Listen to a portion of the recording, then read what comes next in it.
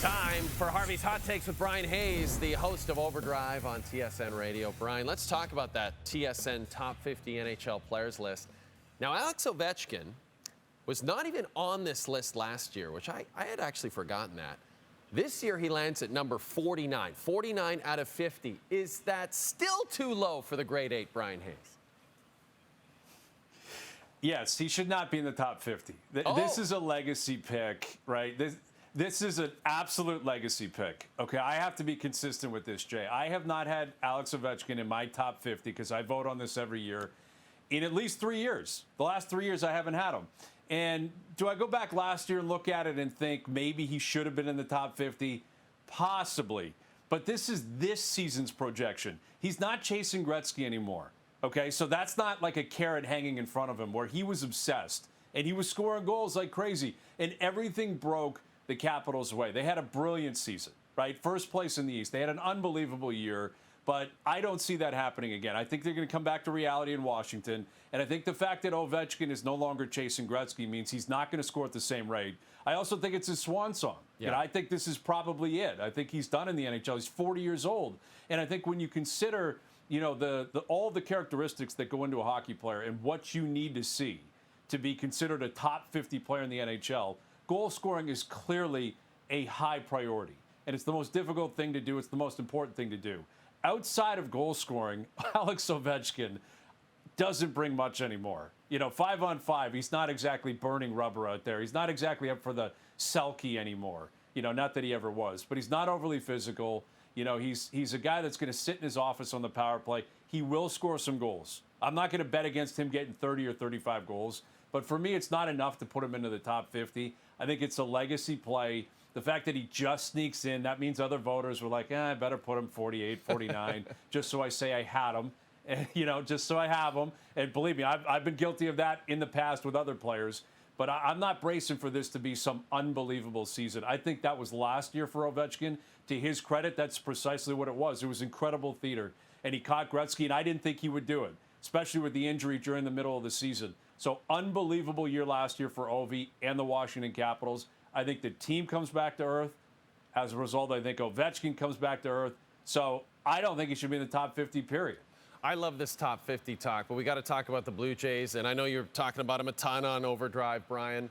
They did clinch a playoff berth on Sunday. They still have that division to clinch. They've got 6 more games. They're all at the Sky Dome. How important are those next 6 games for this team, in your opinion? It's massive. This is historical. Like, this is a historical week for the Blue Jays because they have a chance to win the American League East, and that's just something they don't do. They did it in 2015. Prior to that, it was the early 90s. It's happened once in 30 years, Jay. They do not win the American League East, and I think it's even more historic and even more meaningful for the fans, the team that's chasing them. It's the Yankees, right? It would be very meaningful if it was the Red Sox, but not as much as the Yankees. It would mean something if it was the Orioles, but not as much as the Yankees. And it probably wouldn't mean anything if it was the Tampa Bay Rays, and clearly nowhere close to as much as it does with the Yankees. It's the Bronx Bombers. They're chasing you down. New York's got the White Sox and the Orioles left. The Jays have a tougher schedule. Boston's still playing for something. They're trying to secure that wild card spot. Tampa's still, you know, maybe they're playing spoiler at this point by the final weekend of the season. So I think it's a really important week for them to prove they earned it, they deserved it, and they're the real deal, and they're going in hot because you've got to win the American League East at this point if you're the Blue Jays. It's been a formality for over a month. They were going to make the playoffs. And to their credit, they've done it. And they've hit 90 wins, which is incredible, something I didn't see them doing this year. But where is Max Scherzer at? We don't know. Bassett's now on the IL. Barrios is in the bullpen. The bullpen is still shaky. Bo Bichette's still injured. Vladdy Guerrero Jr. is in a slump. There's a lot of weird things kind of hanging around this team right now, but they need to put that aside and find a way to get to that magic number, and it's 4. The magic number is 4. So go out there and find 4 wins. That would be the most decisive way to do it if you're the Blue Jays. Go out there and prove that this is who you really are, and this is what you've been doing all year. Chase 94 wins, chase 95 wins, then have a party. And tell the Yankees you can go through the wild card because we're not doing it.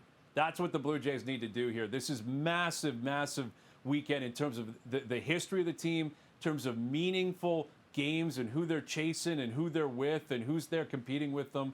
So I hope that, and I don't expect that they're just going to come home after clinching and thinking job's done.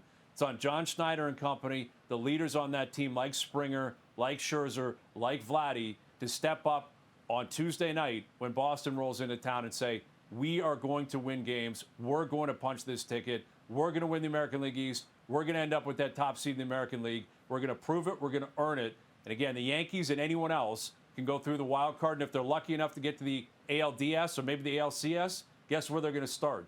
Toronto, Rogers Center. That's got to be the mentality this week.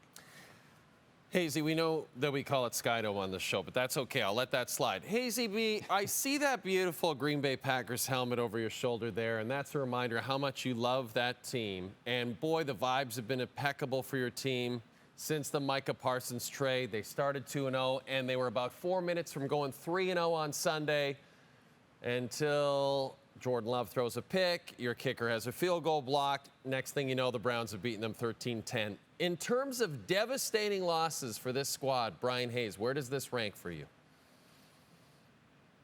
It's pretty high, but it's also, I think, somewhat expected. And I actually think it's a good thing. I think Matt LaFleur secretly is thinking this is a good thing because the Packers have been the youngest team in the league for a couple of years. They still are. If they're not the youngest, they're one of the youngest teams in the league.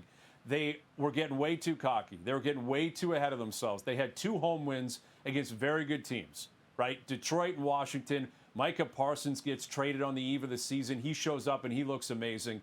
There were players on this team in the locker room talking about going undefeated after 2 wins. You can't have that mentality this early in the season when you've done nothing. This era has done nothing. The Aaron Rodgers era had done something. The Brett Favre era had done something. The Jordan Love, Matt LaFleur era, they haven't done anything. The Micah Parsons era hasn't done anything. Micah Parsons and the Packers are now 2-1.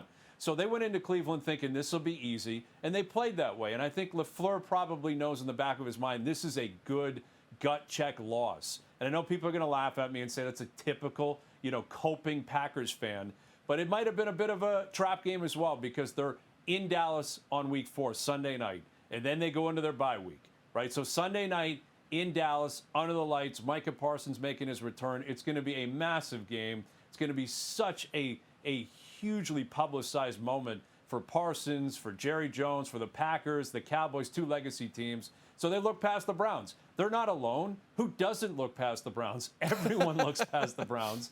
And that's precisely what happened. Was it a bad loss? Absolutely. Should it have happened? Absolutely not. But I think early in the season, when you're a young team and you start getting ahead of yourself, I don't think it's the worst idea to get punched in the face. And I think that's precisely what happened. And again, I think in a candid moment, Matt LaFleur might say, publicly, I don't like this. Privately, I think we needed that. That's fair. And I am also looking forward to that Cowboys-Packers matchup this weekend. Turns out we had OV rated, but there's nothing overrated about Harvey's Hot Takes. This is Bryan Hayes. Hot Takes is presented by Harvey's. This fall, add crispy jalapenos and ghost pepper sauce to your Harvey's Angus burger and poutine. Now that's smoking hot. Harvey's, it's a beautiful thing.